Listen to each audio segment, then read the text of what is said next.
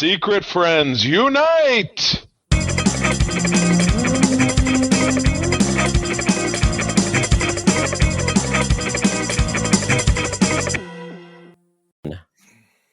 Welcome to the Secret Friends Unite podcast, episode 490.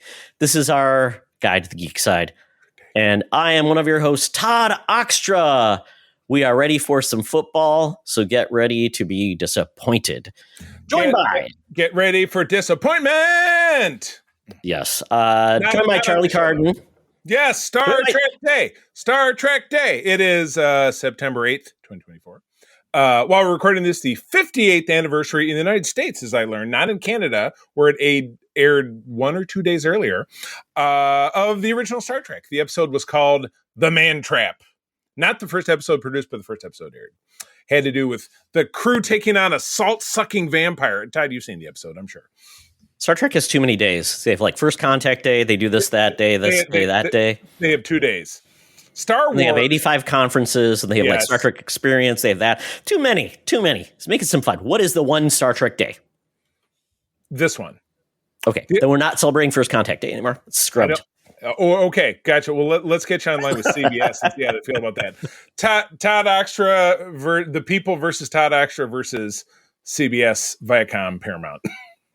Now Sundance. Skydance, yeah. Sundance is a restaurant that's around here. And it's, you remember, it's the famous auto sales guy in mid-Michigan. And it's a film festival in Colorado. Right. Yeah. Yeah. I can't believe how they would get away with it. But anyway, happy to have you here.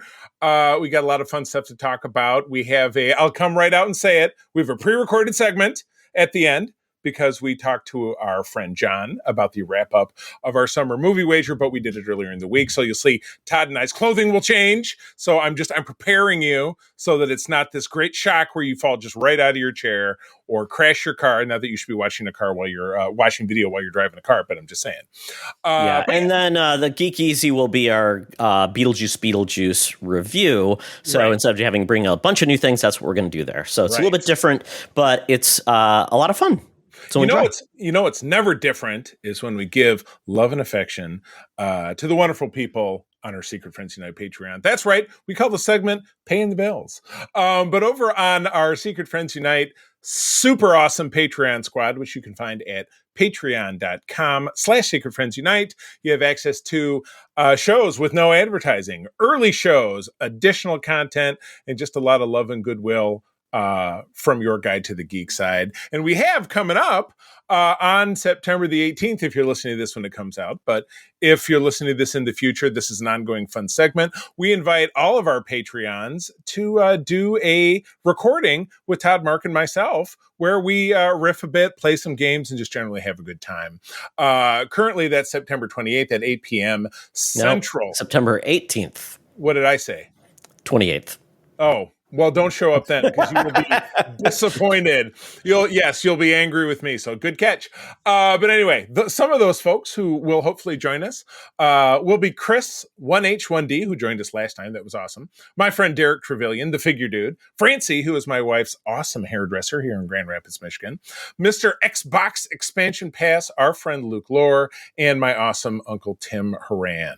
Also on the Friends with Benefits level, John Sedorf, the fantastic Phoenix Sisters Entertainment, our friend Kelly and her partner Crayley, Brendan Myers, Quarian HD, and Matthew Keel. And at the top of the pyramid, the number one folks in the Secret Friends Unite pantheon of Patreon, the Nias family of the Twin Cities, Sean, Stella, and Henry, with us since the beginning. We love them, and we love all of you. Again, patreon.com/Secret Friends Unite, 7 days for free. And I bet you'll never want to leave. Please don't leave us. We love you. Okay. Todd, you went with a strange one here. I almost want to let you, because you explained it to me. Yes. And I don't know. I don't know how I could explain it back again. So go for it. Yeah. So in this week's We Got This Covered, I selected Marvel Superheroes number 90. So this is akin to Marvel Tales or Classic X-Men, where they would reprint old stories and try to get Right. it to people. Because back in the day, Right. reprints were hard to find. They didn't do a lot of reprints, Well, you're talking and about trades didn't exist. back issues were hard to find. So if you're Yes, yeah. hey, I just started reading Spider-Man, but it's in the 100s, and what am I going to do? Yeah. So this is a way to access those old stories, repackage them, resell them, but also experience them if you were curious about the old days. And this is the easiest way you could do it back in the day, quite honestly. So this is Marvel Superheroes featuring the Incredible Hulk. The cover is essentially, this is based on Avengers number 88. So they didn't even line up the issue numbers, but that's fine. On this cover, we've got the Avengers coming in with a cavalcade of weirdos. It says, "Hold up, Cyclops, release the Hulk, shrink him down any further, and you're one dead alien." And so we've got Cap. And he says, "This alien Cyclops, spelled Psyklop, you are too late to help the Man-Monster Avengers. Too late. The Summons of Cyclops, a Marvel masterwork of Harlan Ellison." Whoa, okay. So Harlan Ellison, the controversial science fiction author, wrote what some consider to be the single finest episode of the original Star Trek, which would be The City on the Edge of Forever. But I think people most remember him for being kind of a cantankerous old fella, pretty much. That's his rep. Yeah, he did write a lot of comic books back in the day. He's also known for I have no mouth and I must scream, a bunch of other things. Yeah, so but a grumpy old dude. He used to do a segment on sci-fi back in the day when he would do like Tales of Harlan Ellison, and you just like, man, he's an old. It's like Charlie Murphy's True Hollywood Stories. All right, let me try to explain to you the Avengers that we're seeing here, just in case you don't know. The Goliath in the background is actually Clinton Barton, Hawkeye, because there was a time, you may not know, where he was Goliath or Giant Man. So he kind of gave up Hawkeye so he could shrink and he could do the growing thing, because Hank Pym was Yellow Jacket at that time. So Pimp. 70s. Pimp. We have Tony Stark as Iron Man. Now you have a very miscolored Falcon, which was Cap's partner, Sam Wilson, who you obviously know from the MCU, because you see Red Wing, who is his Falcon. But you probably didn't know when the character started out, he didn't have wings. He had basically a kind of hippie looking vest over a bare chest. And that's kind of what we got going on here. The coloring is a little off. Yeah. And Black Panther's in this book too, but he wasn't even on the cover. Yeah. It's weird. Yeah. And then of course, Thor and Cap. And this was back during the period of time where Cap's mask had white eyes, kind of like Batman did, but that's not really the typical look. He didn't have little weird eye slits, but kind of a wacky tale. I've never read it, but you said I didn't read tons of the Incredible Hulk comics myself, but the Hulk was really, and I guess all of my time growing up reading the Marvel Universe Guide, the Hulk comic introduced just a slew of super BC FQ level like villains and different characters. So I guess Cyclops was not one of them that kind of comes to mind for me. Well, and this was, like I said, this was original Avengers number 88. This wasn't a Hulk comic. Avengers 88. Okay. Yeah. So, and this was from March 1971. Okay. Hulk was kind of like just showing up for the ride, I guess. Right. And this comic, Marvel Superheroes number 90, was May 6th, 1980. So what a mess, Todd. It's as clear as Marvel Legacy numbering. Yeah, I'm surprised Len Wein or Stan Lee didn't sue them for using Cyclops. I guess. Well, it was all still more. Well, Stanley was still running. Stanley. Yeah. Would have been Len Wein, the inventor of Wolverine, which, he wasn't writing in the X-Men in 71, so I don't know who it was at that time. Yeah. I know. Maybe. Dave Cockrum. Somebody who was driving the title down to being canceled. Probably Dave Cockrum. Yeah. Because it was, during kind of the dark times that the X-Men title was bi-monthly or quarterly. Yeah. Like they were trying. Well, it was reprints at a certain point. I can't remember which last issue was. It was 70 something, I believe last issue was, and it came back finally as giant size X-Men. Yeah, that's really rough. But anyway. Somebody who knows about lack of popularity and consistency and reruns would be our senior news correspondent, Madam Webb, at 124 and a half years young. She's working for us these days. I think that she created a number of comic book characters back in her own time, which Todd will tell you about after the break, because he always comes up with something. But she's got the latest news and scoops for us, so let's go check her out. Now it's time for Madam Webb's rumors and news. Take it away, boys. Thank you, Madam Webb. as Charlie mentioned, you own several copyrights for characters that nobody cares about, including Hagatha. You include Elmira, the mistress of the Dank, and you also own the Dank. yes, and you also own Aunt Marge, Peter Parker's other aunt that nobody talks about.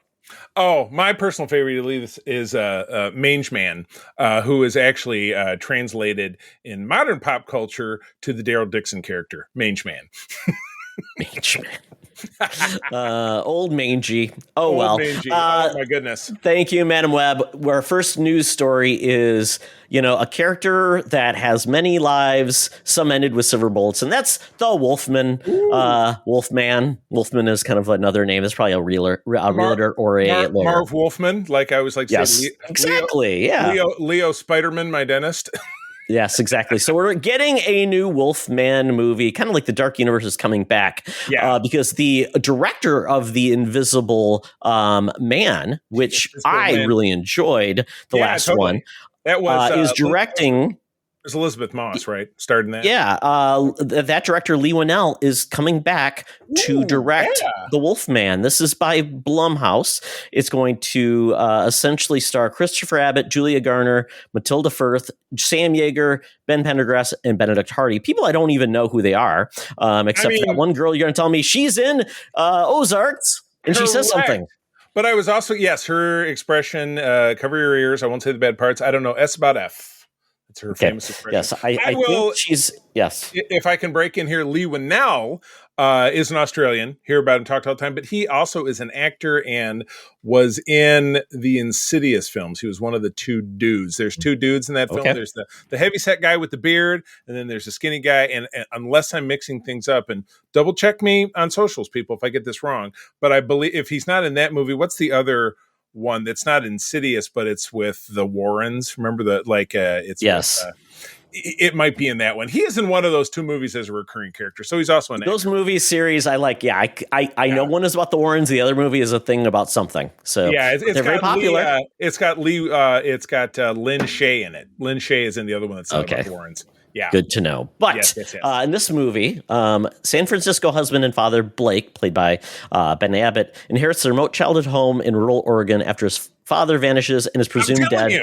Oregon. With his marriage to his high-powered wife, Charlotte Fraying, Blake persuades Charlotte to take a break from the city and visit the property with their young daughter Ginger.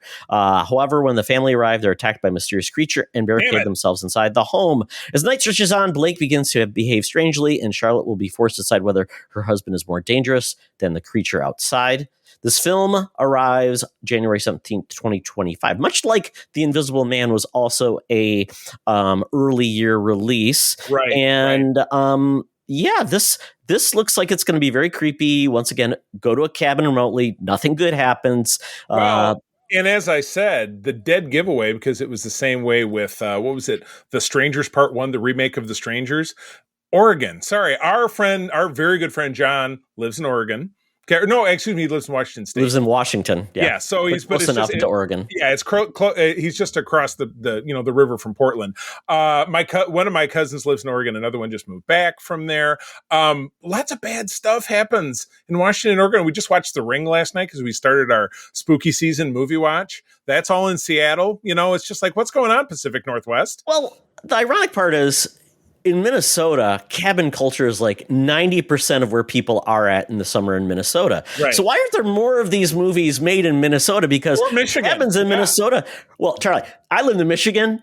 By far, Minnesota is a cabin culture far more than that because it's the land of 10,000 lakes. Yeah, it's the land of 10,000 lakes. So every lake has like 85,000 cabins. So where are you going? Going to the cabin. So 10,000 times 85,000 is, do some quick math for me. How many cabins? 85 billion D. 11 billion, which is my favorite made up number. So we have not seen what this Wolfman looks like, but I'll be curious if they go with more wolf than man, or guy with a very like me. If he looks like me, I haven't shaved in a couple of days. Yeah. Lumpy. Now, the last big Wolfman outing, not obviously counting what Marvel did with the Werewolf by Night, which is a comic book character, was Benicio del Toro. Was that in the early 2000s? I never saw it. Let's see. I'm looking up the IMDb franchise, which it's hard to tell. The last film was The Wolfman by Joe Johnson. That was a remake in 2010. There we go. 2010. But I don't know. I mean, if you make a Wolfman movie or a movie about a werewolf, there's a lot more of those. But if it's officially werewolf, Wolfman, the Wolfman, there's only like 8 movies. Oh boy, that's on the low end for something focused on him. But he's been another character. I mean, the Wolfman showed up in an Abbott and Costello film, so it's like, yeah. So are we saying that there's a danger that he's kind of Boba Fett? Maybe he's a great ensemble character, but maybe not a lead character. I don't know. I don't know. I think the major difference is if it's a Universal feature film, it is tied to the, that specific character mythos versus other ones where it's just werewolf guy. Werewolf guy. Well, I'm excited, and we enjoy these kinds of movies, so I have no doubt that we'll be. Oh, I got it, Charlie. It's either Wolfman or Wolf Guy. So Wolfman is the Universal character. Wolf Guy is the non. It's just some cranky teenager. Yes. All right, moving right along. We have I'm sorry. This is who Batman's next villain will not be. Yes, and Matt Reeves' sequel to The Batman with very Robert Pattinson. Director Matt Reeves has shut down rumors that Batman will face the spirit of the dandy highwayman, which would be Gentleman Ghost, in his next movie. I love it. Yes. I'm definitely due a rewatch of that movie because I remember very little. What I remember off the top of my head is that I was not terribly fond of the incarnation of the Catwoman with that mask. Really threw me off. It was just, but you know what? As far as homemade looking costumes, best effort to make something look homemade since the Spider-Man in Homecoming with the Scarlet Spider version that Tom Holland's character wore before he got the fancy suit from Tony Stark. I'd say. Yeah, I'm guessing Zoe Kravitz didn't have a personal tailor for her outfit. Right. Like the Anne Hesh one, it was just like little goggles that came down and went back up. So that was it was all leather suit. Yes, exactly. Yeah. So in this instance, Matt Reeves is like, he doesn't have room in his vision for Batman for full fantastical characters. So like Gentleman Ghost, Clayface, Condiment Guy, Man, Condiment King, Killer Croc. There's a variety of just like otherworldly characters that he's taken on. But in the movies, we typically only get like the core. Slightly off people in a different suit. Because I mean, we got the Riddler who looked like a weird serial killer. We got a future look at potentially the Joker played by Barry Keoghan. We did get, like you said, a very made up not Anne Hesh. She was the other Catwoman. Zoe. Yeah, Zoe. Yeah. So at this point, they haven't announced who the next villain will be. Obviously, the Joker was shown at the end in a weird, like, deleted scene or unreleased scene. So Charlie, because of this, wants to keep it straight, wants to keep it, more grounded. We obviously have the Penguin, who was introduced to Joe. He's getting his own TV show as well. Yeah, so leave that one alone, I think. Yeah. So you really have to look at what's left in the main pantheon of the Rogues Gallery. Harley is better as a side character as far as it, because she's not much of a mastermind. You know what I mean? So I wouldn't really pin it on her. Plus, do we still have Margot Robbie playing the role? Is she done with it? Because obviously Lady Gaga is taking it on in the Joaquin Phoenix universe with Joker. She could come back, but even Kaylee Cuoco plays her in the animated series. So I would put this one out to the masses who listen to our show. Add us over on Threads. I'm trying to think of, what's your pick for a main line character? Because I feel like they've touched. And again, I'm not a hardcore Batman guy, so if I'm missing one, let me know. But is there a hardcore, non-superpowered name recognition Bat villain that was not touched by that first film? I'm struggling. I can't. Yeah, I mean, I can give you a couple of ideas. I mean, we have potentially the Mad Hatter. You could play around with like psychogenics, mind control, things like that. Well, Scarecrow was in the original Batman Begins. Right. Is it the Killer Moth has a suit a la Iron Man? That's not really extra worldly. It's tech. So correct. Black Mask is another gangster who shows up. Red Hood, which is an earlier version of the. Yeah, that would have to bring in Robin, which I don't think they're going down that route. We have Calendar Man, who was part of the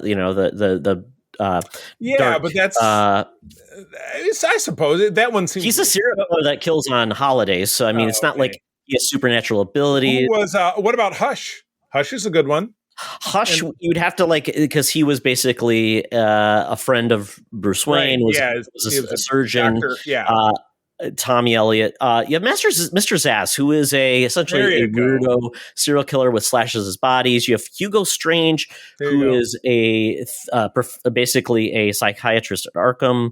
Yeah. The ventriloquist, you could go there because he just is kind of crazy, and the Scarface dummy is him speaking through him. So I mean, if you boil it down, outside of the characters like, Killer Croc or the Clayface, or any of the ones that are like, I fell into a vat of chemicals and blah, blah, everybody else, they're serial killers and they're nutcases. Man-Bat, Mr. Freeze. Where those guys aren't explicitly, they're driven like, I've got to, Mr. Freeze, I have to save my wife because she's frozen. Yeah. The Man-Bat was an experiment gone wrong or something it is. And again, I apologize, listeners, because I am not the dyed-in-the-wool Batman guy. I mean, I'm sitting right across from my Rogues Gallery of Spider-Man villain, the figures, and I could pick one. I could pick ones out of there. And I'm like, well, if they don't want to go a metaphysical one, you could pick Tombstone, or you could pick Hammerhead, or the Tarantula. You know what I mean? But I don't know. I mean, obviously, with 85 years or more of history under his belt, Batman's coming up on it's just about 85 years. Would it come out in 1939? I think it was 39. Yeah. So there's got to be somebody, but again, in a film, to me, I would imagine they'd be going for a little more name recognition. But there have also been all these Batman franchises before. Bane, there you go, Bane. Yeah, I mean, he talks like this. I love that. It might, but it might make it more challenging because maybe they're trying to stay away from any kind of comparison. But they did go with the Riddler, which was, of course, Jim Carrey back in the 90s, and went in a totally different direction. Yeah, you reinvent it like that every time the Joker gets reinvented, so you can go down that path of a character and just but nobody's going to have superpowers. No, there's going to be no like weirdo like Man-Bat. It's going to be probably just a different version of him. But you know what? We'll see. That movie feels like it's been a billion years since it came out, so I do need to rewatch because I saw it in the crappiest movie theater in the world. Oh, that's right. I remember you said you saw it in a bad theater and you were kind of butts to nuts, and it was just not a good experience. It was bad. Yeah, I remember for me it was a later showing on a Friday night. I had just gotten off the road and I conked. Recipe for sleep for Charlie. Yeah, yes, big time. All right, so the Duffer Brothers are coming back, and 15 years from now, when we see that last half of the final season of Stranger Things, I mean, those kids are all out of college by now, aren't they? I mean, none of them are younger. That show came on in 2012, 2013. When did Stranger Things come out? It was a long time ago. Oh, a long time ago. Because we're all, I think, let me see, Stranger Things, probably like 2019? No, older than that. 17 or 18. I'm feeling like, it could have been 2016. Wow. 8 years. Yeah. Yep. So those kids, and they were all, preteen characters at that time, maybe a little younger. So they'd all be grown, but and you can't get away with not aging characters like on The Simpsons because they're real people. No, but anyway, the Duffer Brothers. Now here's a question. What did those guys do before Stranger Things? Or was that their like, boom, we bust on the scene with Stranger Things? I almost think that was it. I mean, I think if they were probably either writers, maybe they directed some other things that maybe got them to get a script in. Wikipedia, they were born in 84. Okay, it's the 40. They might be twins. I guess they're twins, so that makes sense. And beyond that, their filmography, they did some direction of something called We All Fall Down, Eater, Abraham Boys, Road to Moloch, Vessel, and they did a thing called Hidden. And then before that, Fear Street. They directed Fear Street Part 1, 74 or 94 and 78. Yeah. Oh no, they got a special thanks in those, so they had nothing to do with it. So yes, very special thanks, which is weird. But anyway, Wayward Pines. They did Wayward Pines. There we go. They were writers. They were writers. So yeah. So this was their breakout project. This is the only. This is correct. Put them on the map, and it was a runaway success on Netflix, which is what this says. They have a follow up for Netflix called The Burrows. And the main cast of which was announced recently. And we got some big names: Alfred Molina, Gina Davis. We had to see her make a comeback. Alfre Woodard, Dennis O'Hare, which I recognize the name, but can't picture the guy's face. Clark Peters and Bill Pullman. I did see this, and I was like, I was really sure Bill Pullman was dead, but I always get him mixed up with the guy which is Bill Paxton. Bill Paxton, yeah, exactly. And I think of how feeble Bill Pullman's President Whitmore character was in the second awful Independence Day movie. Was feeble? Yeah, he was enfeebled. Did you never see it? I bet you the never second saw Independence Day? No. Why would I? Why would anybody, Charlie? You know what? I did, and this was a movie I'll never forget. I saw it with April, and my mother was in town, and the credits rolled, and she said, "Well, that was 2 hours of entertainment." Well, even entertainment is stretching it. That was 2 hours something. It was 2 hours. It was 2 hours content. But anyway, Ben Taylor has agreed to sign on as EP. Not sure who he is. But what is it about? So, in a seemingly picturesque retirement community, a group of unlikely heroes must band together to stop an otherworldly threat from stealing the one thing they don't have: time. It is retirement Stranger Things. Gotcha. So, yes, you're right, because let's face it, Molina, Davis, and Woodard and Pullman, no spring chickens. So this is Cocoon meets Stranger Things, maybe? I mean, I think, and that's kind of a good way to approach it. So now you're probably not dealing with a nostalgia piece, and you're also dealing with, mature actors and how would they behave versus kids. Because you always say, like, kids' imagination means they're more likely to believe something than someone older. So now you've got people maybe skeptic in a time where they're like, I'm, grinding out my years, things like that. And how do they manage against something a little bit beyond belief? And maybe they think they're all having Alzheimer's issues. Right. Oh, boy. Oh, my goodness. So I'm scrolling down, looking to see if there's nothing about when this is being produced. But one would imagine, if the cast has been announced and the inception of production is soon. I don't know. There's nothing in here that says when it's being made. No, I'm guessing we'd see this in 2025, 2026. Yeah. And so, they still have to get out. They still have to get out Stranger Things season 5. Which do we have a date for that? Because I don't feel like we do. That is coming out, I believe, early 2025. Okay, gotcha. So this is probably 12 to 18 months away, which is good. Yeah, I'm with you. I think it definitely sounds cool and exciting. So I like it. All right. Well, this was some great news. I'm excited about this. Todd, you and I both loved WandaVision, correct? I know it was April's favorite. Yeah, I enjoyed it. Yep. It was April's favorite of the Disney Plus shows. Well, that show ended with an homage to the rebirth of the Vision, which happened in the West Coast Avengers comic book title, one of my favorite, back in the 1980s, where the Vision was disassembled and reassembled, losing his traditional colors and his emotions, and coming back as a white as a ghost, a la the Vision, blank slate. In the final couple of episodes of WandaVision, he and the imaginary Vision that was the part of that show tussled, but they ended up joining minds, which meant all of the thoughts and experiences, et cetera, you would assume, of the imaginary Vision were downloaded into the new blank slate Vision, and then he took off. And that was in 2021. And we have absolutely no idea where he went and what he's doing. Well, this program, which that was 2020, wasn't it? 21. It was their first show in early 2021.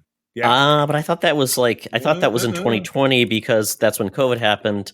Yeah, this was happening when the world shut down. So it was I'm almost certain early. It was January 2021. You're right. Okay. Yeah, exactly. And the world shut down on March 17th, 2021, as I recall. So anyway, No. Our world shut down in 2020 because 2020 was the world that the year the world you're stopped. right.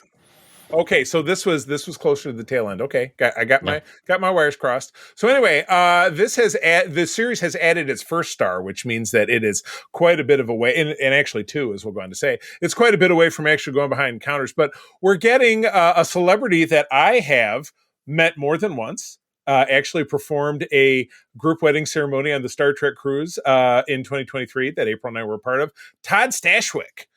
Midwestern native Chicago boy who has starred in 12 Monkeys, which I've got to get around to watching because I follow him on Instagram. He promotes that, and he promotes his role in Star Trek Picard. In season 3, he was the very grumpy Captain Liam Shaw, who was the commanding officer of 7 of 9, and just an awesome part of that season. But yeah, he's joined the cast of this in a mystery role. And it's subsequently announced that, it said it added his first star. They're not counting that James Spader was previously announced as Ultron returning. And Todd, you and I were riffing about this in the B-roll. And we ultimately concluded that while Age of Ultron, which was in 2015, so it's even further in the past in the continuity of the MCU, because remember there was a gap 5 years. So currently in the MCU, it's really 2026 or 2027. So it might be their 2028 or 2029 when this comes out. So well over a decade that Ultron has just been chilling on. He's been hanging out on somebody's external hard drive or in the cloud or just on somebody's laptop, and they push a button and hey, we got Ultron. Because the what they were trying to go with at the end of that film was that he died altogether. He was the very last copy of him was wiped out. Well, in comics, the villains never really die, but in the MCU, they always do. Almost always. So, yeah. Yeah, so this is, like I said, we're stacking up the talent, and obviously returning is Paul Bettany as Vision, because how the hell are they going to have a show about the Vision? The show does not have an official name, being referred to both as Vision and Vision Quest, which was the Vision name of the Quest, I think. That was the name of the arc by which the White Vision was first introduced. And again, written by John Byrne back in 1989, I think, in the West Coast Avengers titles, which is one of my favorites. And stolen from the film Vision Quest. Right. With Matthew Modine. No, wouldn't it be hilarious if Matthew Modine got cast in this as well? And Linda Fiorentino. So, yeah. And Ronnie Cox. I think, Ronnie Cox, believe it or not dead, but extraordinarily very old. Oh, yes, my God, yeah. Yes. Ronnie Cox, ironically, another dickhead Starfleet captain, Edward Jellicoe from a two-parter of Star Trek The Next Generation. So look at all these. Of course, that's not an actual connection. I just made it up. But anyway, I'm fired up. I'm fired up by this, but I have no illusions that it'll be at least 2 years before we see this. I think 2026 is when this is held off. Yeah. Disney is apparently going to no more than 2 TV shows of Marvel, and at this point, I think we're getting 2 movies. So that's going to be harder. I think Star Wars is going the same post. Like there's no more than 2 Star Wars shows and maybe a movie every year. I mean, they tried it, and it was a series of diminishing returns. People were like, plus the content they were cranking out. Well, they stopped making movies is part of the problem too. Yeah. But with Marvel, what they were turning out, I mean, Secret Invasion. I'll never watch Secret Invasion again. It was absolutely dreadful.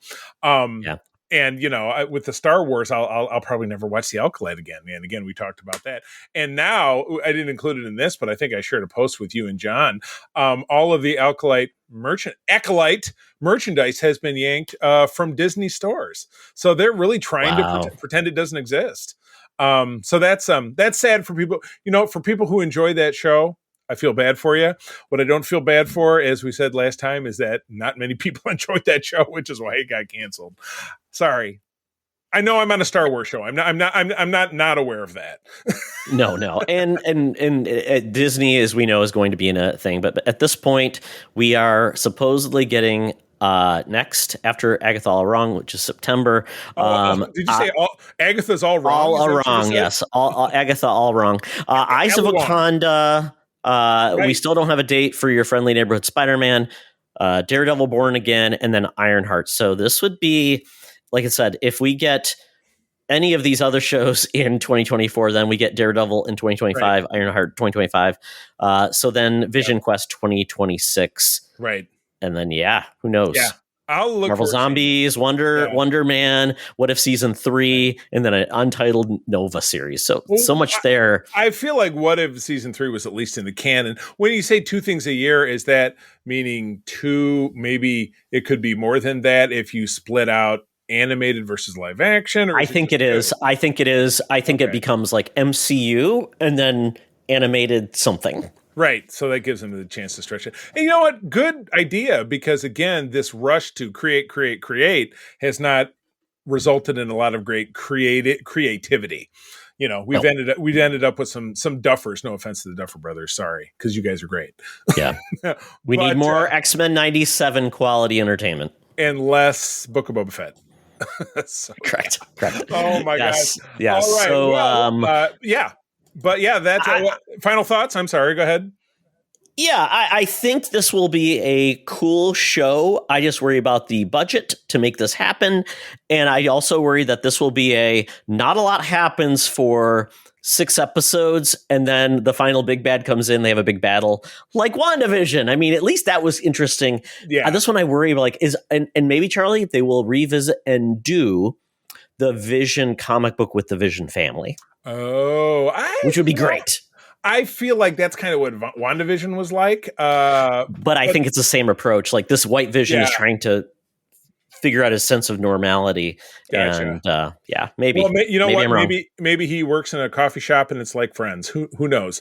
But yeah, because you're right. There's no great template because the White Vision just kind of reacclimated into being a part of the team, and he gradually rediscovered his humanity, but did not get back together with the Scarlet Witch. And much like in WandaVision, they had kids who were imaginary because it was all part of, she created them with her hex power. So anyway, we will. And Stashwick, and they did mention his role. Stashwick, his role is going to be an assassin on the hunt for basically the Vision technology. So maybe he's the Reaper. Well, and they just don't have an attachment to any of that crap. I was going to say, sorry. The first part of the article said he was in a mystery role, so I guess I didn't read far enough. Whoops. But yeah, the Grim Reaper that you mentioned was actually Wonder Man's brother. So I don't think they're going to go there, Charlie. That's a lot of heavy lifting. Well, I know, but you just said Reaper, so I'm like, who's the? Well, that's what I'm saying. He's at least a character they could pull from like somebody's Vision, like a Vision associated character. Oh, very good. Yeah, right. Yeah, could be. Well, yeah, and the weird connection was the Vision and Wonder Man shared the same consciousness, because all of the Vision's brain patterns were taken from Wonder Man, and the Grim Reaper was his brother. So it was a whole thing. But anyway, that is the end of the news. So now it's time to get out that Fuber app, that Feeble Uber app. We are due downtown at the Geek Easy, where we're doing our spoiler cast of Beetlejuice this week. Here comes the cab. It's a especially disgusting one. I see exhaust pouring out the side. The windows look broken. And I hear the AM radio playing. And as always, I hear this advertisement. Hey, Secret Friends Unite, let me tell you about Zencastr. We use them for our show, and now they're supporting us. Zencastr is now the all-in-one solution making podcasting easy. It's the ultimate web-based podcasting solution. Provides high-quality audio and video podcast production and hosting. With a full suite of professional tools, podcasters can seamlessly record, produce, and publish studio-quality content, all from one dashboard. Being a creator has never been easier. And we chose Zencastr because of the ease of use, high quality output, and it makes it super easy for our guests to come on. We had multiple solutions we tried before, and Zencastr has just been the best fit for us. Why Zencastr? It's now super easy to record a podcast with Zencastr. Log in using your browser and start recording a high-quality podcast right away. Record studio-quality sounds and up to 4K video with your guests. Feel a sense of zen knowing Zencastr's multi-layered backups ensure you always have your recordings in the highest quality, even if the connection is unstable. Have you ever worried what you sound like? Zencastr's post-production process makes you sound buttery smooth. It automatically removes those ums and ahs in your recording. It removes those awkward pauses in conversation too. Set the right podcast loudness and levels while reducing background noise with the click of a button. So if you're interested in making an easy, high-quality podcast just with the click of a browser button? Go to Zencastr.com/pricing and use my code SFU1. You'll get 30% off your first month of any Zencastr paid plan. I want you to have the same easy experiences I do for all my podcasting and content needs. It's time to share your story. Now back to the show. Talk nerdy to me. Talk nerdy to me. We're sitting in the Geek Easy Drinks Report, and we are ready to get our nerd on in a change of our normal events. We have normalcy. Yes. So we are doing our essential spoilercast for Beetlejuice in the Geek Easy this week, as you get bonus content in the Thunderdome, which is our movie wager recap. So stay tuned for that with special guest Jay Cyr. Whatever Jay. John goes by these days. Yes. Yeah, I think he goes by Jay. We know him as Jonathan. He's been on the show. We first knew him as John. We first knew him as John. Yes, we did. So, yes, we did. Yes, so, but there we go. So look forward for that. But we are talking about the first movie of the fall season, even though we've got 2 weeks till fall, and that is Beetlejuice, the long-delayed sequel of the original Beetlejuice movie in 1988. And no, I put a gap in there so it doesn't count for 3 times there you go. for the title. Yep. Oh, thank God. Yes. So essentially, this is the long waited for sequel that we never thought would actually happen. We're bringing back a lot of the main players, including the director and Danny Elfman. New writers on this, including Alfred Goh, Miles Millar, and Seth Grahame-Smith. But Tim Burton did not write this. Right. I, curious as I went to the Wikipedia entry, and maybe I kind of combined that up with IMDb. They wanted to start producing a sequel to this in 1989. Which Tim Burton then quickly moved on to doing Batman, and then the legacy of it, every 3 to 4 to 5 years, somebody else had an idea, and this person got involved, and then this person was not involved, and Michael Keaton said, well, if it's not done by Tim Burton, I'm not doing it. And so, back and forth. I don't have it right in front of me, and I don't, you know what, I encourage you to simply go to Wikipedia and read it yourself, because it's a tale that is as epic as this film. It's just it's very long and storied. It's almost as long as Beetlejuice's own backstory, which we do learn about in this movie, which I thought was awesome. Yeah. The original idea for the sequel was supposed to be Beetlejuice Goes Hawaiian. Right. It was supposed to be he was in Hawaii. It never happened. So there you go. That would have been very weird. There's a lot of history on it if you want to read that up across the web. Yes. And that is IGN actually has a cool little story about that. Nice. So. But in this movie, after a family tragedy, 3 generations of the Dietz family return home to Winter River, still haunted by Beetlejuice. Lydia's life is turned upside down when her teenage daughter, Astrid, accidentally opens the portal to the afterlife. This is 104 minutes long, budget of $100 million, box office currently at $145 million, which is going to set some September records. The cast, like I said, primarily all return except for Jeffrey, the guy we don't speak his name. Yes, we don't speak his name. He shows up in spirit is the best way to say it. And that was done wonderfully in this film. We'll get a little bit more into that. Yes, I think very fun.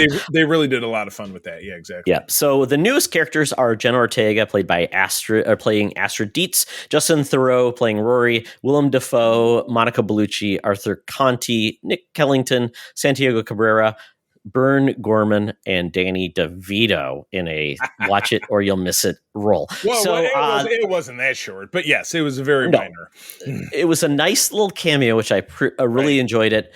I will say, though, this movie had an amazing soundtrack, which is just kind of crazy how they introduced all of it. So if you check out the soundtrack, it's pretty amazing. I put the tracks in here. Yeah. There was a couple choices they made with the original version, a new version, which was cool, and a lot of like Italian for some reason, which was very interesting. And we'll get into talking about, but we do learn Beetlejuice's origin in this, which I that was an interesting choice because the entire story is told in Italian language and then English subtitles, which I thought this is a direction, but I was absolutely loving it. I think it was an awesome choice. Absolutely. So this movie, Obviously you think, is this a cash in? We've had good and bad luck with the, they call them requels, but basically legacy sequel is the term. Legacy sequels, yeah, because it's not like we're replacing the whole cast. We brought in a couple of people, but Heritage. This is much like the Ghostbusters, things like that. But this one, I think, this one it didn't have to happen, but Tim Burton did want to make it, and the majority of the cast was still around, excited to make it. So you kind of felt like a lot of love and excitement to make this film, rather than it's just a paycheck. Yeah, exactly. Yeah, and it would be hard to imagine after all this time gone by and the great long legacy of it that they would have been like, all right, it's time to cash in. Now, back in, if it was Beetlejuice Goes to Hawaii back in 1990, that's exactly what it would feel like. Where do we even begin? I don't even know where to start. Well, we can say basically the reason they're brought back together is the death of the father, Charles Dietz, is killed, and the way he dies, it's hilarious because it's like, to get there, Catherine O'Hara is just chewing the scenery. Obviously, from Schitt's Creek, amazing actress. She's just having a blast with this role. Right. We find out that Winona Ryder was married. Her husband died also in a tragic accident. Right. Mysterious. And that body never found. Yeah. So, and then, and her ability, much like in the first film, is that she can see spirits, which she has turned into a legacy of being a corny talk show host. Yeah, it's like those Beyond the Grave people. My wife likes a lot of these shows, and Rory is essentially her manager, but also met her like a grief counseling retreat. Right. Her daughter. And so they come back for the funeral. Rory comes along, and Jenna Ortega, playing Astrid, is essentially more on the scientific mode, a little bit more serious, but not like the goth kid. Right. And she doesn't see eye to eye with her mom. Right. Doesn't believe in ghosts, but she's very smart and, snappy. And she attends this prep school where Catherine O'Hara's character has, donated millions, so she has her own sculpture garden, which is funny. You do see one of the big hand claw sculpture from the first movie is in the background when they go to pick her up. They drive to pick her up from school to bring her back to Winter River, to the famous house from the first film, in order to bury Charles. And again, going back to Charles, and again, we're not naming the name of the actor, but they do a great job because he dies. He goes down in a plane crash in the South Sea somewhere because he's a bird watcher. He's a bird watcher, which is just they find just ways to make that so funny. But it's all carried out in almost like that Wallace and Gromit claymation style. Yes, where the plane crashes and he doesn't die, but he's hanging onto a piece of wreckage, and a shark comes up and bites him in bites off like the top quarter of his body, and then his body shows up. He's all shoulders. He's all shoulders. He's all shoulders, and his spine is spitting blood up. So they sneak in little bits of like gore in this that are like Beetlejuice. It's corny. Yeah. It's hokey. It's goofy. He stands up at one point and says, he's conducting when he is engaged with our main characters, he's doing a faux counseling session, and he says, "Who wants to spill their guts?" And he says, "All right, I'll go first." He stands up, and all the guts shoot out of him. That's Beetlejuice. Yep. It's just every corner of it is fun. So anyway, all right. So we're at the plot. They pick her up for this funeral, and they're back in the town around the house. All the characters are there. What happens then? So it's interesting how they're all going to grieve. Delia has decided that she's going to make this a big deal. She puts a shroud on the house. Winona Ryder, Lydia is like not sure where she fits in with all this. Sad about her dad dying. She's also not come to grips with her husband passing away. She has Rory, who is just a bag of weird. He's a mooch. It's an emotional mooch. Yep, and Jenna Ortega is not getting along with her mother. She just wants to go back, and so she decides to check out town. She's on a bike ride. It goes awry, and she runs into Dreamy Treehouse. Yes, and Dreamy McTree. So boy, that all of a sudden they click. He's into like all the cool stuff, the crime and punishment. He's aloof, but he likes to have fun. Right. And so now Delia or Astrid is now like, oh, this isn't too bad where they're at. So this is kind of where it goes. Hijinks start to ensue, though, when essentially Astrid goes up into the attic and finds the layout of the town, and she sees basically a guide to the dark side with Beetlejuice on it. Just she says, "What is this?" And her mother finds her, and she starts almost saying the whole thing, and she stops her from saying the third time. Right. So, and she doesn't know why, but also Lydia's seeing Beetlejuice, like the vision of Beetlejuice around town. So she's obviously still traumatized and things like that.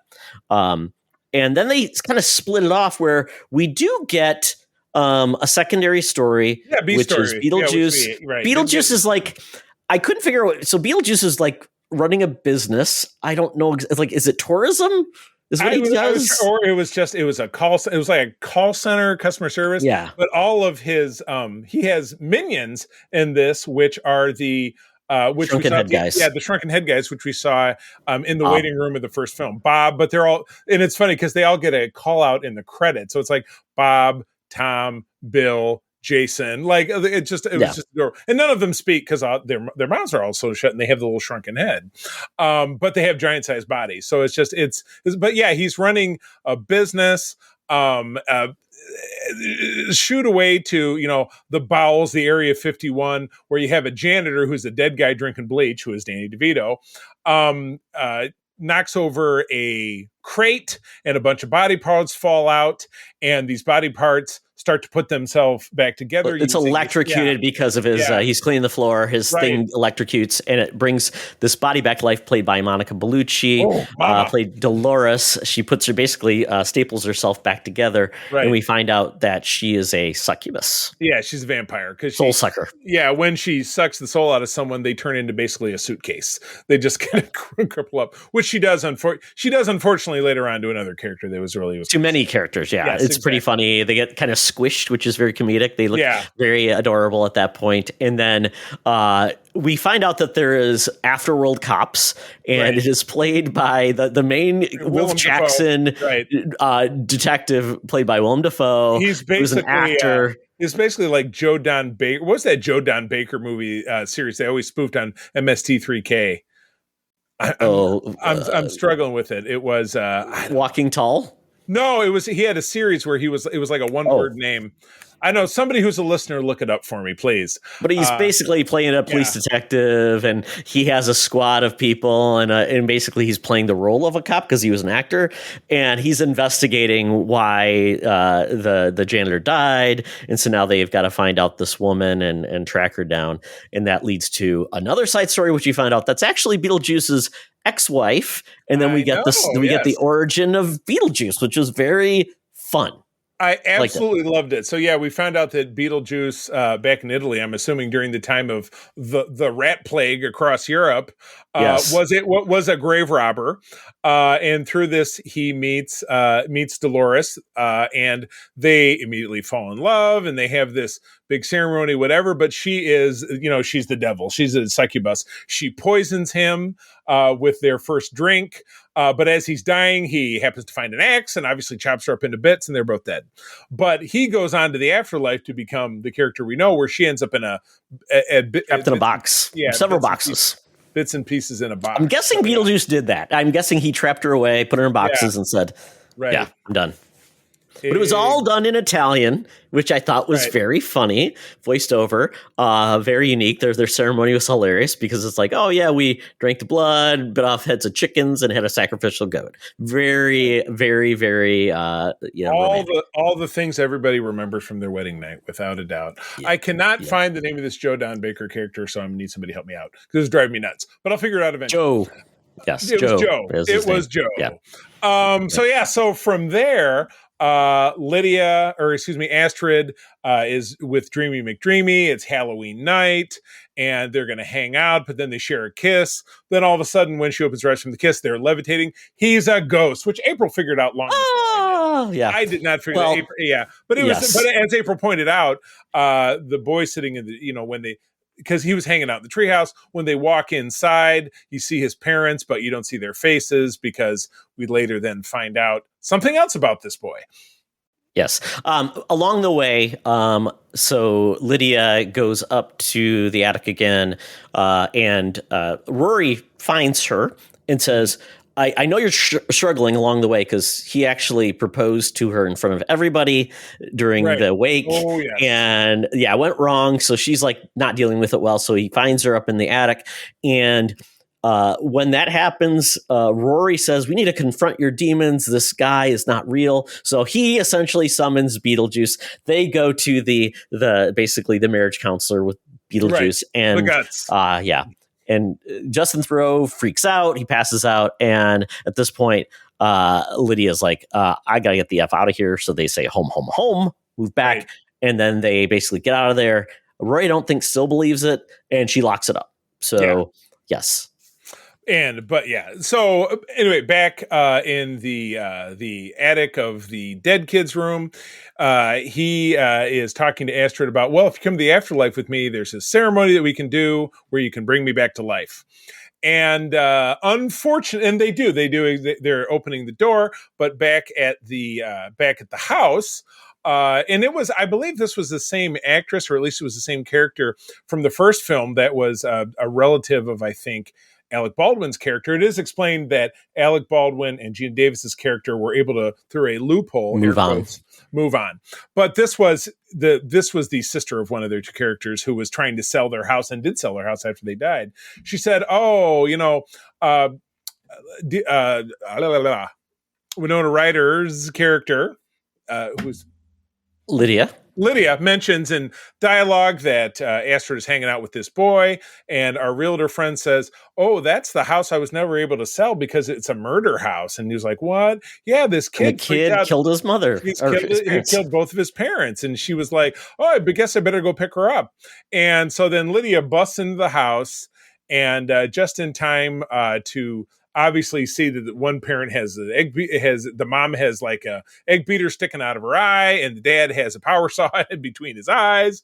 And she runs up, and it's too late because Astrid and Dead Boy are already then in the afterlife. Meaning, how do you think Lydia's going to go after her? Probably. This is where it all comes together. Yes, she has to bring Beetlejuice back.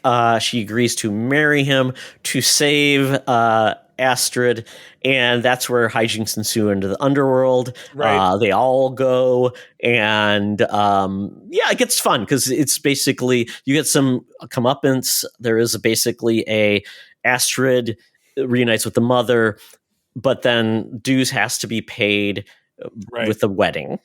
Right. But before we get there, in the afterlife, they do find Lydia's deceased husband, who is covered. Because he was in the Amazon or whatever, and his boat capsized, he was eaten by piranha. So he appears as that. And I had to look this up afterwards. That is the actor who played Captain Rios in Star Trek Picard. Same dude. Oh, really? Yeah. Couldn't even tell. No beard, no accent, no nothing, or accent. Yeah. And he was colored. He was colored blue, so you didn't know. But there was another Star Trek guy. Yeah, and that was part of like the animosity with Astrid. Is she's like, you have this power to see the dead, and yet you've never seen Dad. What's going on? Right. And so we don't know why he's been trapped in the underworld, basically being a ticket taker. So essentially, the mother get reunited to save Astrid. Beetlejuice does keep his word and takes care of our little D-bag Jeremy, the serial killer. But we still have to pay his dues with Beetlejuice with the wedding, as we said. And this sequence has got weird because they bring out the cake. Well, what do they play, Charlie? Don't forget. Let's not also forget that Catherine O'Hara's character also died. So she's part of the underworld contingency because she had ordered some snakes to perform like a ceremony. Coral snakes, yeah, that were supposed to be defanged and they weren't, so she's killed instantly. So now she's on the dead side. But yes, oh my God! So there's a wedding song, which is one of my absolute favorites. And again, there's two versions represented. Really? On the soundtrack. Yeah. Well, I'll explain to you why, and I'll have you go listen to it, and I think you'll agree. But the first version of this listed here in the soundtrack is by Donna Summer, disco queen of the 1970s, and then Richard Harris, who was he a Brit popper from the 1960s? It's the song. Regardless, the song is MacArthur Oh, I Park. thought it was the actor Richard Harris. They got him to sing it back in the day. It's the original one. But the penultimate version of the song was done by Detroit, Michigan's own The Four Tops. Listen to it. It's breathtakingly beautiful. But anyway, and also the Weird Al version, Jurassic Park, is very good, a great one. But this is fun. I would put this up against any of the Harry Belafonte. Oh my God! It originally was first recorded by Irish actor and singer Richard Harris. So Dumbledore. Oh my God! Dumbledore sang the song, Charlie. I would have not guessed that in a million years. But this, Four Tops. Like I said, Four Tops, MacArthur Park. Look it up. You will not be sorry that you did. So odd. So I would put this sequence above any of the Harry Belafonte sequences from the first film. I got to be honest with you. Weird. It's this weirdness that sells it because there's a huge wedding cake, and of course the most memorable lyric from that song is "Someone left cake out in the rain." And and they're lip syncing along, and then you have Catherine O'Hara and Jenna doing this like interpretive dance choreography to it. I was loving on it. I think it was one of the best parts of the film. It was so much fun. But yes, we get to the end of it. The tables are turned. Dolores shows up, and it's revealed that what a scammer Justin Theroux's character is. And we got to get, this Astrid uses the opportunity to summon it's not the Sand Snake, which is, it was very similar to what happened at the end of the film. The Sand Snake eats in that case, Beetlejuice, in this case, it consumes, Dolores and Rory, and Dolores. Evil is punished. Dolores, female body part. Name. Yes. The Seinfeld, yes. Seinfeld's girlfriend. Yes, exactly. Oh, so at this, everyone is at peace.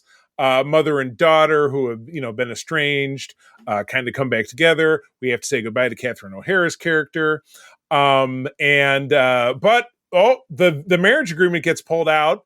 But again, loophole, null and void, because taken to what was it? They were taken to the afterlife against their will or something. What was the loophole? He took a human to the afterlife. Right, exactly. So that negated the contract. So she gets off scot-free, and all is well. And Beetlejuice is disposed of, and at this point, you're left with the afterlife police go away, and right. I mean, and Tim Burton has already said if there's going to be a sequel, it'll be in 37 years, and I will be dead again.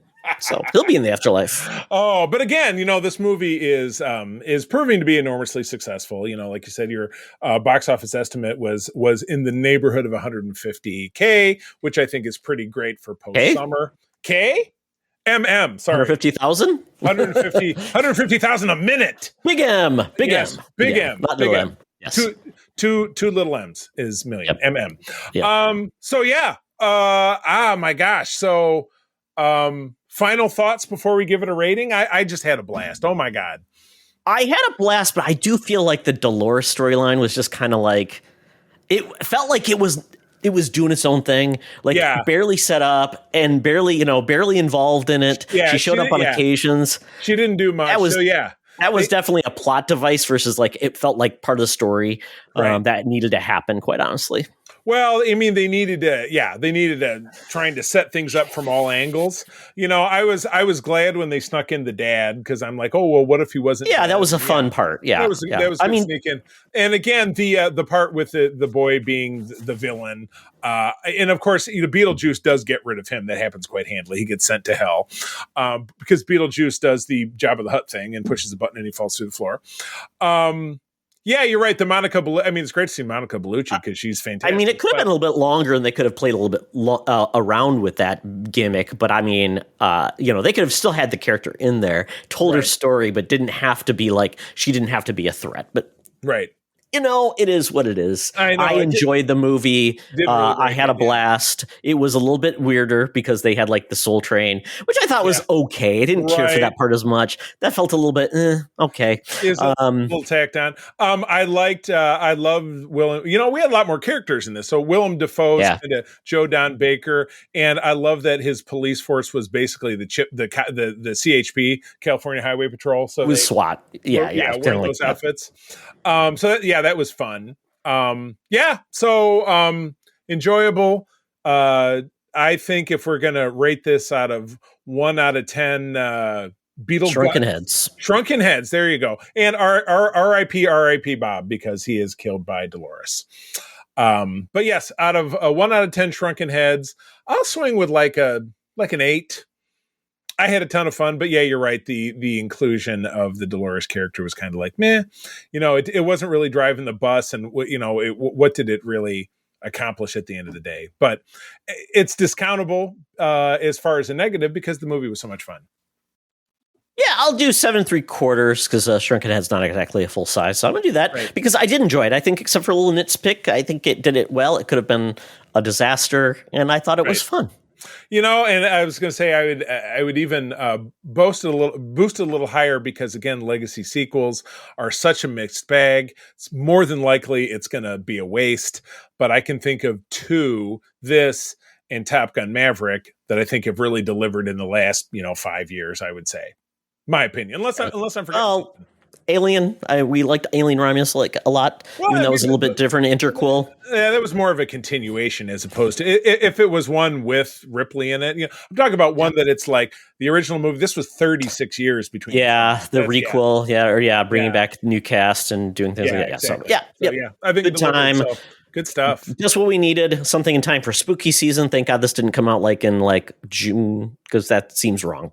Yeah, exactly correct. All right. Well, this is where I would normally outro the show, but we're doing things so out of order that now it's time to wrap it up. I've got out my Air Qantas app. It is time to get to the land down under. Hologram Tina, pardon me, R.I.P.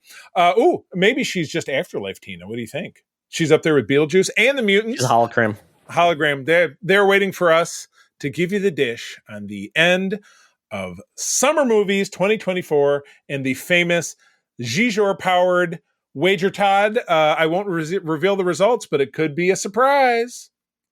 Let's go. Welcome to another edition of Thunderdome! Thank you, Tina. We're sitting in the Thunderdome where the mutants have been gathered for a topic or a game to be entertained. And this week, we are talking about the Summer of Movies of 2024 box office wager finally results. We are recording this on September 3rd when the summer is officially over for the movies. So I've gathered here special guest Jonathan Cyr joining us for our movie wager. Yeah, how many years have we done this now? 2017. Yes, we took a year off, and we did something weird that year, didn't we? We'll bet on. Didn't we bet on NHL or something? We bet on the NHL playoffs. Yeah, which was okay. This was do you know that I won the Sweet 16 at the State News one year when I was at MSU just by guessing? So I don't feel like I won that year though. Who won that year? I actually won that year. Yeah. Oh, very nice. We randomly assigned teams that were in the playoffs to each of us, and whoever won. It was gotcha. As opposed to Anyway, as opposed to this, regardless of talking about past things, the reason we're here is talk about our summer movie wager. It is inspired by the summer movie wager that I first learned about from the Slash Film podcast. They do this every year where they look at how the box office will perform by position in the top 10. We only look at numbers that deliver in the domestic level, and then we do our pre-wagers the week before the big movie this summer starts. For us this year, it was first week of May. Yeah, that's right. That was the first one. I think that charted anyway, but I think that was the first week. Yeah. So we pick the movies in order of how they'll perform. If you get them dead on in order, you get 13 for the first, 10 for each pick you get spot on. If you get the 10th pick, you get 13 points. And basically, if you are away from your pick, so say you picked Inside Out number 3, you're awarded a certain number of points away from the position that it would be. I can read it if you want. I have it right up in front of me. So as you had said, number 1 or number 10 is 13 points, which is what you said. 10 points for numbers 2 through 9, dead on. 7 points if your pick was 1 spot away from where it ended up. 5 points if it was 2 spots away. 3 points if it was anywhere in the top 10.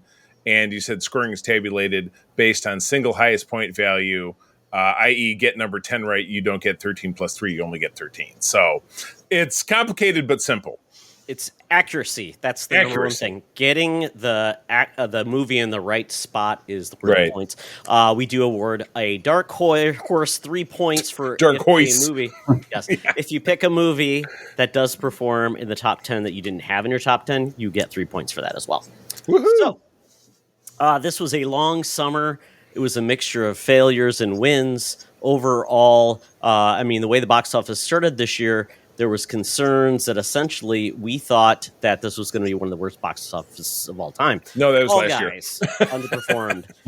We had Furiosa underperform. We had movies going to digital 3 weeks after release, including Fall Guy. So it was a big concern.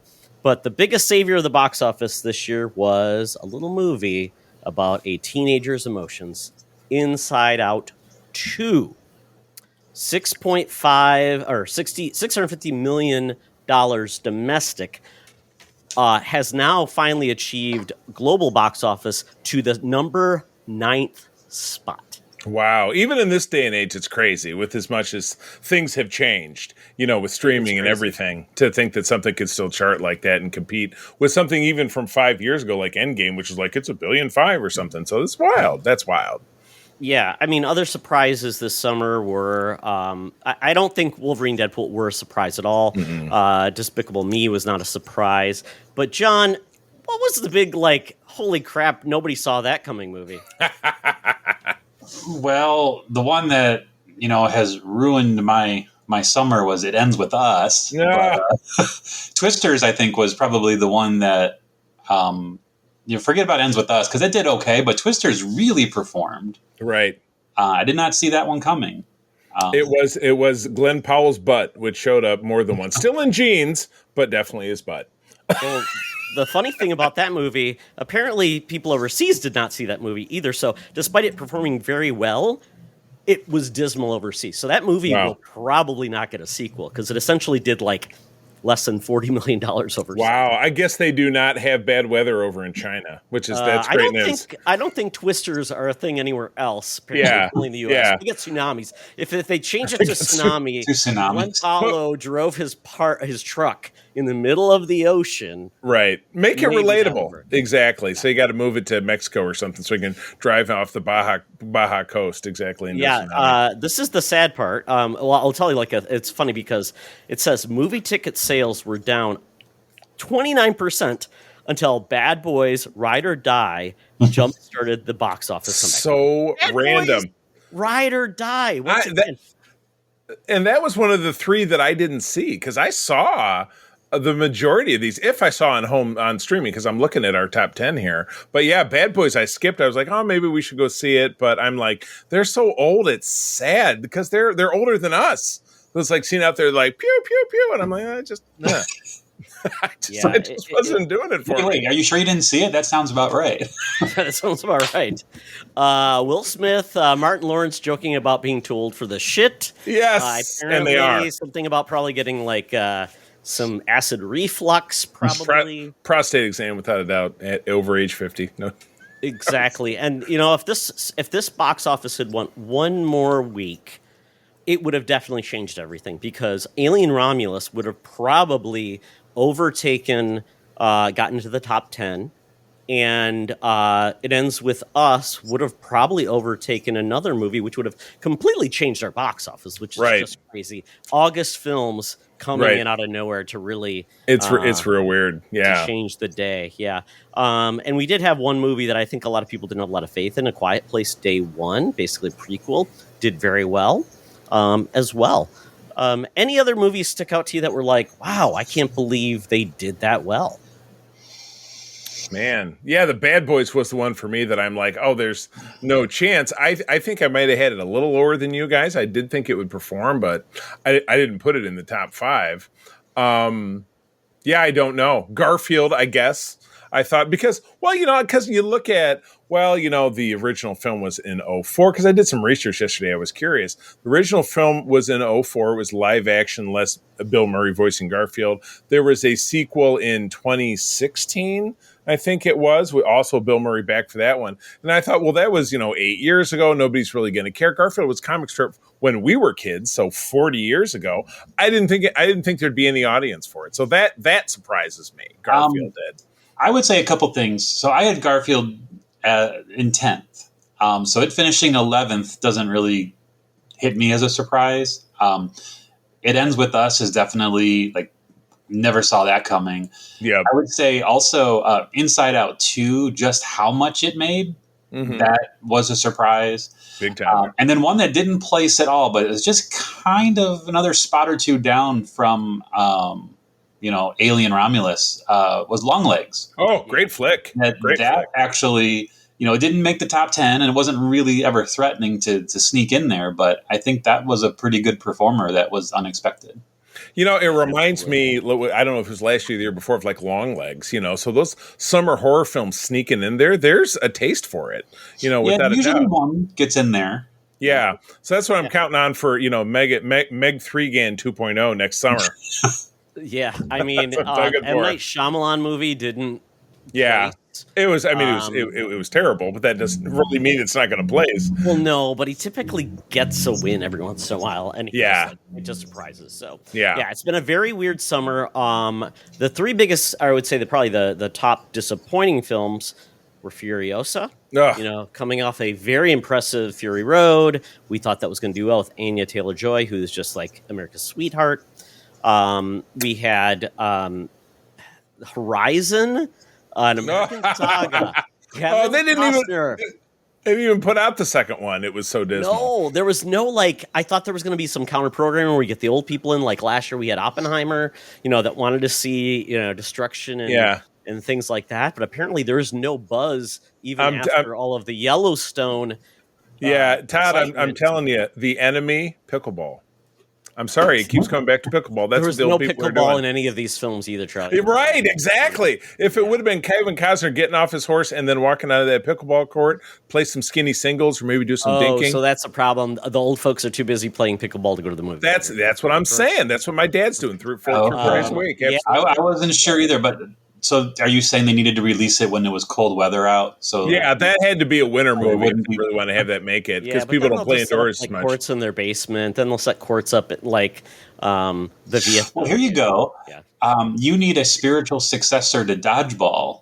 For pickleball, and it'll just make gangbusters. Well, they did. They made Balls of Fury. Balls of Fury. Yeah, you bet. I'm telling you guys, it's bigger than you think. But I digress. Yeah. Yes. And then we also had Harold and the Purple Crayon, Zach Levi. He is done in Hollywood. Yeah, he's toast. It's just horrible. And then we obviously had the Borderlands, which Borderlands is the biggest drop a piece of crap in the world because of the movie. I thought was okay, not the worst thing in the world, but the budget and the performance it had, and already on digital. That so is upside one of the down worst films performances ever. Yeah, wow. Big time. Until we get to The Crow, which I think did Gem and the Holograms movie number, if I'm not mistaken. Yeah, but The Crow only had a $50 million budget. So you're right. Borderlands had $180 million. Oh, yeah, that ROI really burns. Yeah, that's a big burn. The Crow will probably break even on VOD. I don't know about Horizon. Horizon only made $30 million and Kevin Costner threw all of it away to make these movies. But he got divorced. It's Waterworld all over again. That's what it is for him. And he left Yellowstone. Yeah, I know exactly. He just pissed it all away. So for his passion project. Anyway, so those are some of the context. So that we are down from last year's box office, but obviously Barbenheimer and Oppenheimer were a big deal. We have Guardians of the Galaxy this year. We really didn't have. I mean, we had a one-of-a-kind type of superhero film with Wolverine, Deadpool, which it was projected to be huge. I think people thought that was going to be the number one movie of the film. I did. Movie of the summer, and it almost was. 47 million, ironically. 47. Ironic for me, anyway. So it's a burn. Well, if you would have told me it would make. What did it end up at? $5.99 or a little over $6? $6.03. If you would have told me Deadpool Wolverine would make $600 million, that would have definitely been number one. I mean, Inside Out 2 eclipsing that by another 50 is just. Yeah, it's an anomaly. But again, like all things with the box office, I think it's all about what resonates, and that is as tough to put a pin on as anything. It's not like I put together a faux bracket for next year just by knowing what movies will actually be out, and it's all bullshit. I have no idea, will Superman really resonate next year, or will people say, well, The Flash sucked, I'm not going to see another DC movie. Who knows? But it's Superman, so who the hell is to say? Would you guys say, just as popped in my head right now, do you think there was any Top Gun Maverick effect that pushed up, say, Twisters and Bad Boys? Because I mean, I don't know that people looked not at directly, but Top Gun Maverick and thought, oh, I saw that because of Glenn Powell. You think, well, I know Tom Cruise and my parents love the original or whatever. I'm thinking of it from the perspective of Maverick may have alleviated a little bit of the hesitancy of old reboots, Right. This actually turned out really good, so maybe more people give it more of a chance, or maybe they've started making them. I don't know. I didn't see Twisters or Bad Boys, so I don't know why they resonated. That's fair. Yeah, the Bad Boys. And of course, this week I'm going to go see Beetlejuice. There's another one. Yeah. Right. And apparently, I thought Will Smith, after coming off the slap. Yeah, it's pretty toxic. His first big movie since then, were people going to still come to see him? But that seems like a little bit of chicken soup for the soul in regards to a comfort movie for a lot of people. Yeah, because it's the fourth film was the last big movie going into the pandemic. It was literally in February that movie came out, was huge. The third one, and then pandemic hit. So it's some people thinking, well, it feels a little bit more normal. That's a good point. That's a good and point. Beetlejuice is predicted to do $125 to $150 million. I'm excited to see it. Yeah, I know we're seeing it this later this week. Yeah. So let's get to it. I will break down the official performance of these movies of 2024. In the 10th spot, The Fall Guy, a movie I absolutely love, John. I think it's one of the streaming services. I highly recommend it. I think it's a really fun movie. Big fun. I would say Fall Guys, $92.9 million. And the fun part was between 10th and 12th, they were only separated by a total of $1.8 million. So weird, but that's numbers, man. Numbers are weird. Exactly. If at number 9, one of the only original films on this list, $111 million came out in the middle of the beginning of May. Yeah, it ends with Us. Already watched it on streaming. If that is, yep, it ends with Us. Basically based on a book. Apparently, there's a lot of drama behind. So much. Creators of this movie. $135 million. Big deal about a domestic abuse movie. Yeah, very good old summer fun. Yeah. But it's kind of cool to see an era where books can actually be popular again, where it hasn't been that way in a long time. Right. A Quiet Place Day One, a prequel, $138 million. So once again, if that had gone another week, we would have probably had that at number 7, but it didn't. It ends with Us. Number 8. Pop skipped over that, and got to number 7. Kingdom of the Planet of the Apes, kind of a very, I would say, disappointing, $171 million. Yeah, it's pretty lackluster. It wasn't great. Yeah. Bad Boys Ride or Die, $192. This is where the separation starts. Twisters, $260 million based on the power of Glenn Powell's smile and his truck. In his butt. Just saying. Then we get to Despicable Me 4. People can't get enough of the Minions. This movie did a huge. I mean, my wife can because she doesn't just let us go see these. She's like, no Minions. Well, I don't like the Minions movies. I do like Despicable. Yeah. But it's very fun. $355 million. Then obviously we get to the top 2. Deadpool and Wolverine, $603 million. Snicked! And Inside Out 2, $650 million. The number 9 biggest movie of all time.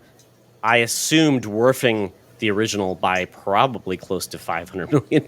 Yeah, I was wondering because I mean, one of us would have to look it up real quick, but I don't remember that being gargantuan. That came out in 2019, 2018?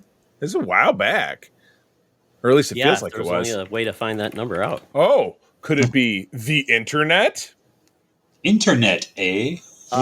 They have that on. $159 million. Oh my God! $800 million difference between That's the first movie and the second. That's completely insane. Oh my God! It doesn't happen, folks. Okay, so that's how the box office ended. So, I guess we got to get to. We'll start with the worst first. The worst. That would be me. Right? That would be me. The worst first, with a total of 49 points. I had Garfield as my dark horse, 0 points. If at number 10 was 7 points. Horizon American Saga, 0 points. Horrible Horizon. Twisters at number 8, 3 points. Pity points, as I call them. Kingdom of the Planet of the Apes, 7 points. The 3 points are the at least you tried points, yeah. Exactly. Right. The cake in the trash. Thanks, Bart. Furiosa Mad Max Saga, 0 points at number 6. A Quiet Place Day 1, 5. Bad Boys, Ride or Die, 7 points. Inside Out 2, number 3 at 5 points. Deadpool and Wolverine, 10 points. Nice. My only perfect score. Despicable Me 4, 5 points. So Woohoo! only one perfect score. Okay, that's 49 points. Okay, then we go with John. Second place gets to kiss the pig. John got 50 points. It ends with us. It's all their fault. Yeah. Exactly. Those women. John, Or the woman. John took less of a try on it, but it still failed. Horizon Chapter 1, Dark Horse, 0 points. Garfield movie, 0 points at number 10. No. Twisters, Poor Garfield. 3 points, number 9. The Fall Guy, number 8, 5 points. Furiosa, Mad Max sequel, 0 points. Kingdom of the Planet of the Apes, 10 points. Spot on, John. Hey, I got one. Hey, And then are you ape John for and apes? this was the joke. John and I duplicated our top 5, Oh. which is so weird. We were You like, copied my work, I'm sure of it. oh, I did. Yeah. I'm not saying I don't look I'm before like, what the are end. you doing over there? I'm not looking at your paper. And obviously, John, I'll never copy from you again. Yeah, same. Yes, you will. Okay, 50 points for John. My goodness. Then we go to Charlie Carden. I assume he was cheating him off of somebody else. But Oh, sorry, did I do Charlie that? had his dark horse, 0 points, which is Borderlands. Oh, Guy, this is where painful. Charlie separated himself. Essentially, this is what won it. This is what won it. Yeah, absolutely. It's 13 because- points for the Fall Guy. Yeah, Number you One take, more week. One more week. Fall Guy falls out. He gets no points for that. He falls off. Yeah. And Alien Romulus comes up, and that would have gotten Charlie 7 points. Yeah, So it would have been exactly. a gap of 6. I don't know, John. Would have done enough? No, because you were here's 42 and 50. here's what needed to happen. It didn't matter if Alien passed Fall Guy. All that mattered is once Garfield dropped out, I lost 13 points. Right. That's true. So it ends with us. Really was the one that did Really, it. really ended with Garfield. Is Because what you're Garfield saying. would have made it at 10, and there would have been a 13-point swing. And if it ends with us, would that have done enough to knock it out of the Quiet Place? That would have got him down to what, 5? Or that got him 10 on that? I'm trying to remember the positioning. I'm not sure. All I remember when I looked at, At this it was point, it doesn't it matter. wasn't going Yeah. to make a difference. It was just he No. would have won still, but just by a little less. That's all It it would would have been less embarrassing. Yes. Oh, Yeah. we go to the Fall Guy, 13 points. That was the big winner for Charlie. Alien Romulus, 0 points. Boo. At number 9. Twisters, 3 at number 8. And number 7, Furiosa Mad Max Saga, 0. Sorry, Anya. Quiet Place Day 1 at number 6, 7 points. Bad Boys 4, a big old 10 points right there for Charlie. Didn't even see it. Kingdom of the Planet of the Apes at number 4 with 5 points. Charlie nailing it again with Despicable Me, 4 with 10 points. Number 2, Pixar's Inside Out, 2 with 7 points, and Deadpool and Wolverine at 7 points. So Charlie got 3 spot on.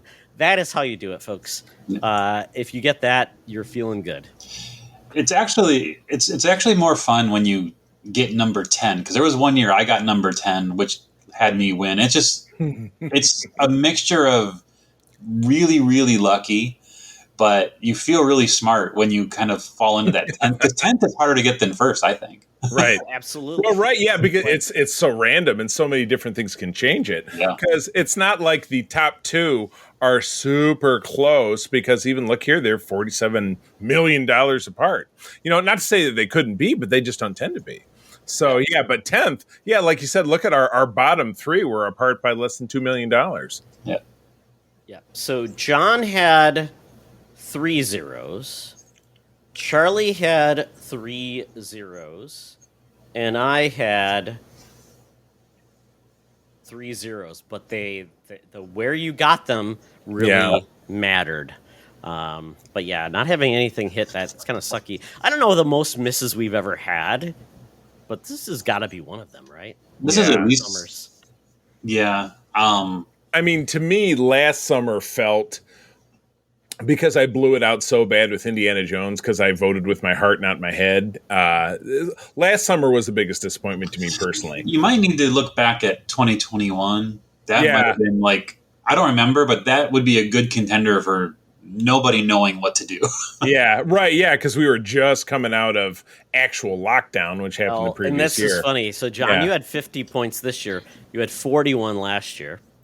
I won with, what did I win with? 44, 45. It was just real slim. It was pretty low, I think. Yeah. Yeah, because I had Oppenheimer at number 10, and I had Barbie as my dark horse. Is that funny? Oh. And then, Charlie, you had Elemental as your dark horse, so that actually turned out pretty well for you. But you had Indiana Jones and Dial Destiny as your number 1. Oof. And The Flash at number 5. So, there you go. my God. Hey, you know what? You redeemed yourself this year, Charlie. I know. I feel good. I'm excited to have Shizor come home. I get to take him to where he came from and show him to the owners of Argo. So I'm very excited. Todd, I expect that in the mail tomorrow. So get on it. It'll show up in 3 different boxes. It'll show up in 3 to 8 business weeks. And if it smells funny, I don't know why.